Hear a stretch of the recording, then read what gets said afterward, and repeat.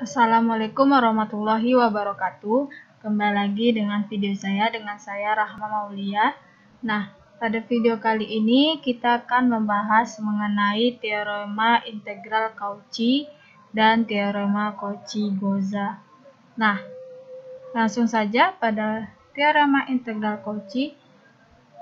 Teoremanya di sini berbunyi jika fz analitik dan f absen z kontinu di dalam dan pada lintasan tertutup sederhana C pada domain D, maka akan berlaku integral fz dz tertutup pada lintasan C. Nah, jika ada lingkaran seperti ini berarti dia merupakan integral tertutup ya. Ini kalau integral biasa kan tidak ada lingkarannya, maka ini kalau ada lingkarannya disebut dengan integral tertutup. Nah, jika kita ilustrasikan pada gambar, nih gambarnya. Yang lingkaran besar ini dinamakan dengan domainnya. Nah, di C di sini merupakan suatu lintasan yang tertutup. Dia berada di dalam D-nya. Nah, D ini merupakan suatu lintasan yang tertutup dan berada di dalam suatu domain. Nah, kita tahu bahwa jika ada teorema pasti ada buktinya, ada pembuktiannya. Nah, langsung saja pada pembuktiannya. Kita misalkan fz, kita tahu fz sama dengan uxy tambah i vxy, dan f analitik sesuai dengan pada teorema tadi bahwa f-nya analitik pada D atau pada domain. Jadi f absen untuk setiap z, maka D juga pada domain D. Dan jika kita turunkan atau f absen z-nya akan sama dengan ux x, y ditambah i vx x, y, dan akan sama dengan juga jika diturunkan terhadap y, ini kan diturunkan terhadap x, ini diturunkan terhadap y, vy xy dikurang uy xy. Nah, jadi jika f absen ini kontinu pada D, maka elemen-elemen tadi, anggota-anggotanya tadi, u, v, ux, uy, v, dan vy, semuanya akan kontinu juga pada D. Nah, dengan dia kontinu pada D, maka u dan v ini memenuhi syarat berlakunya teorema Green. Nah, jika ada, kita integralkan. Integral fz dz tertutup pada lintasan C itu akan sama dengan integral. Jadi ini yang sesama bilangan real, bagian real kita kumpulkan ya dari f absen z tadi ini. Nah, ux, u dx bisa juga, ux ini kita bisa tuliskan juga dengan u dx dikurang v dy. Ini dy ditambah i yang bagian imajinernya v dx, ini vx tambah u dy.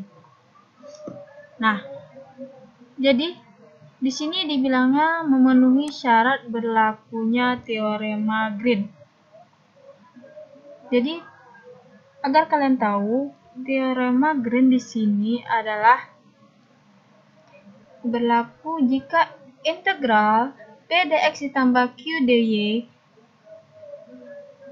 pada lintasan C itu akan sama dengan double integral, atau ini bisa juga disebut dengan integral lipat pada domain D, do Q per do X dikurang do P per do Y.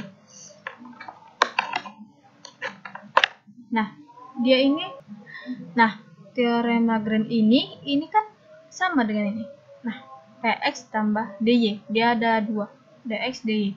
Maka kita akan mengubah satu-satu ini integral sesuai dengan ini kan, integral u dx dikurang v dy pada lintasan C ini dikurang, maka kita akan mengubahnya menjadi suatu integral parsial, maka dia diturunkan secara parsial do Q per do X. Ini akan kita dapatkan min Vx dikurang Uy dengan double integral min Vx dikurang Uy dx dy pada domain D.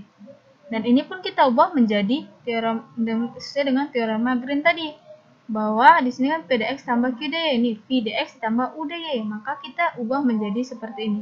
Jadi double integral I-nya ini dikalikan imajiner ya, I integral QX dikurang VY dx dy pada domain D, pada domain. Nah, dari integral ini, dari teorema Green ini, kita lihat ini kan seperti pada persamaan Cauchy-Riemann, min Vx min Uy, ini enggak Ux min Vy. Nah, dan di sini juga dia merupakan f-nya itu fungsinya itu analitik pada D. Kita tahu sebelumnya yang pada video sebelumnya bahwa kalau fungsi itu analitik maka dia harus memenuhi persamaan Cauchy-Riemann.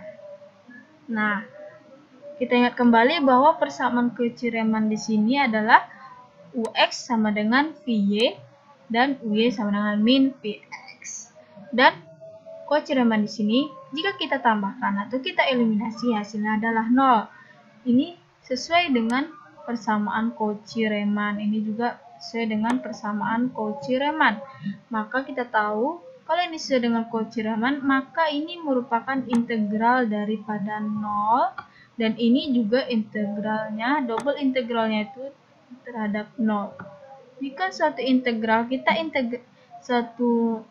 integral walaupun integral double integral 0 dx dy terhadap domain D ditambah I double integral 0, ini kan Riemann tadi 0 dx dy. Kalau integral, kita sama saja mengintegralkan suatu angka 0.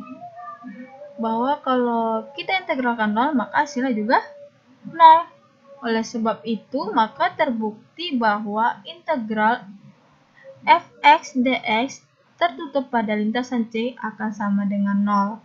Jadi ini kita integralkan double integral terhadap double integral 0 dx dy dengan domain D. Ini juga bagian imajinernya double integral dx 0 dx dy terhadap domain D. Jika suatu integral 0, maka hasilnya 0. Nah, maka terbukti bahwa integral fz dz tertutup pada lintasan C akan sama dengan 0. Jadi terbukti ya bahwa teorema integral Cauchy tadi. Nah, selanjutnya kita masuk ke teorema Cauchy-Gozza. Nah, teorema ini ada karena Gozza berpendapat bahwa f absen z kontinu tidak perlu. Kan tadi pada teorema integral Cauchy dia berpendapat bahwa jika f absen z dan fz analitik dan f absen z kontinu di dalam dan pada lintasan tertutup sederhana C, maka berlaku ini kan. Nah, Gozza berpendapat tidak diperlukan lagi yang namanya f absen z kontinu karena dia berpendapat bahwa jika suatu fz analitik, nah, jika suatu fungsinya analitik, maka turunannya tuh pasti memiliki di setiap orde. Jadi f absennya itu sudah pasti dia kontinu. Jadi jika fz analitik, maka sudah pasti dia f absennya itu kontinu. Maka Gozza pun memangkas teorema Cauchy tadi, mempersingkat teorema integral Cauchy tadi, dan dinamakan teorema Cauchy-Gozza. Karena teorema ini kan berasal dari Cauchy, tapi cuma dipangkas atau dipersingkat oleh Gozza. Dan berbunyi teoremanya jika fz analitik di dalam dan pada lintasan tertutup sederhana C, maka berlaku ini. Sama juga tadi pada teorema integral Cauchy, hanya saja f absen z kontinunya tidak ada. Maka integral fz dz tertutup pada lintasan C akan sama dengan 0. Nah, seperti itu ya. munculnya teorema Cauchy-Gozza. Nah, kita masuk ke contoh. Nah, jika ada integral dari fz pangkat z pangkat 3, di mana lintasannya jari-jarinya itu adalah 3. Nah, kita dapat menuliskan menjadi integral z pangkat 3 dz tertutup pada c sama dengan 0. Jadi kita harus membuktikan apakah benar integral z pangkat 3 dz tertutup pada c sama dengan 0. Sesuai dengan teorema Cauchy-Gozza tadi. Nah, kita tahu bahwa syarat teorema Cauchy-Gozza tadi adalah dia fz-nya harus analitik, dan yang kedua dia merupakan harus berada pada dan di dalam lintasan C tertutup, sederhana C. Nah, kita tahu bahwa ini merupakan suatu fungsi elemen suatu fungsi eksponensial kan, z pangkat 3. Sebenarnya kalau pangkat 3 saja kita bisa mencarinya kan, lebih mudah mencarinya, tapi karena ini pangkat z pangkat 3, z itu pangkat 3, maka ini akan sulit dicari dengan cara biasa. Nih, akan sulit dicari dengan cara biasa. Biasanya dicari dengan metode numerik, mungkin bisa dicari.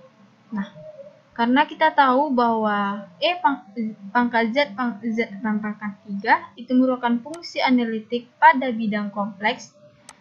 Pada fungsi-fungsi elementer kita tahu ada fungsi eksponensial, fungsi logaritma, dan ada fungsi banyak lagi. Nah, fungsi eksponensial itu dia itu fungsi analitik pada setiap bidang kompleks atau pada semua bidang kompleks, dia itu analitik. Dan kalau dia fungsi analitik pada bidang kompleks, maka dia akan analitik juga di dalam dan pada C, di mana C-nya di sini adalah 3, jari-jarinya 3. Ini misalkan ada suatu bidang kompleks, dia itu kontinu pada semuanya ini, analitik pada semua bidang kompleks ini. Nah, jika dia analitik pada semua bidang kompleksnya, tentu saja dia akan analitik pada jari-jari 3. Pada C tertutup dengan jari-jarinya 3. Nah, oleh sebab itu, karena sudah memenuhi bahwa dia merupakan fungsi analitik dan dia juga di dalam dan tentu saja di dalam dan pada C, mana jari-jarinya 3, maka memenuhi teorema Cauchy-Gozza tadi. Dapat disimpulkan bahwa integral pangkat z pangkat 3 dz tertutup terhadap C akan sama dengan 0. Nah, jadi seperti itu ya. Jadi sesuai dengan teorema Cauchy-Gozza bahwa syaratnya dia harus fungsi analitik dan harus di dalam dan pada lintasan C, tertutup pada lintasan C. Seperti itu ya contohnya, untuk contoh teorema Cauchy-Gozza. Semoga dapat dipahami. Nah, untuk contoh kedua, di mana integral dz per z kuadrat tambah 4 tertutup terhadap lintasan T sama dengan 0, mana C-nya itu merupakan suatu lingkaran satuan. Jadi penyelesaiannya itu, kita tahu bahwa ini merupakan fz-nya ya, fz sama dengan 1 per z kuadrat tambah 4. Dia tidak analitik jika z kuadrat tambah 4 itu sama dengan 0, ya kan? Kalau z kuadrat tambah 4 ini sama dengan 0, maka hasilnya akan tak terhingga atau tidak terdefinisi, maka dia tidak analitik. Nah, kapan dia analitik? Maka kita dapat mencarinya dengan seperti ini, z kuadrat tambah 4 sama dengan 0. Jadi z kuadrat sama dengan, ini pindah ruas jadi min 4, jadi z aja sama dengan akar dari min 4, dan hasilnya adalah plus minus 2i. Nah, dia C-nya itu di dalam lingkaran satuan. Nah, lingkaran satuan adalah lingkaran yang memiliki jari-jari satu. Jari-jari satu dan berpusat pada titik 0,0 atau titik asal. Nih, ini jari-jarinya satu semua ya. Ini satu, satu, satu, satu. Nah, dia di sini Z-nya analitik pada plus minus 2i. Maka pada lingkaran satuan 2 itu kan tidak ada kan? Tidak ada pada lingkaran satuan karena ini 1 atau ini pi 2pi 1 1. Nah, dia tidak ada 2i. Maka dia tidak analitik. Tetapi karena syarat awalnya dan merupakan lingkaran satuan, C-nya itu terdapat pada lingkaran satuan ini, maka kita dapat menyimpulkan maka ini tetap valid dengan teorema Cauchy-Gozza. Jadi dapat disimpulkan integral dz per z kuadrat tambah 4 tertutup terhadap lintasan C akan sama dengan 0. Nah, jadi sesuai juga ya dengan teorema Cauchy-Gozza. Nah, itu saja yang dapat saya sampaikan. Semoga bermanfaat untuk kalian semua. Assalamualaikum warahmatullahi wabarakatuh.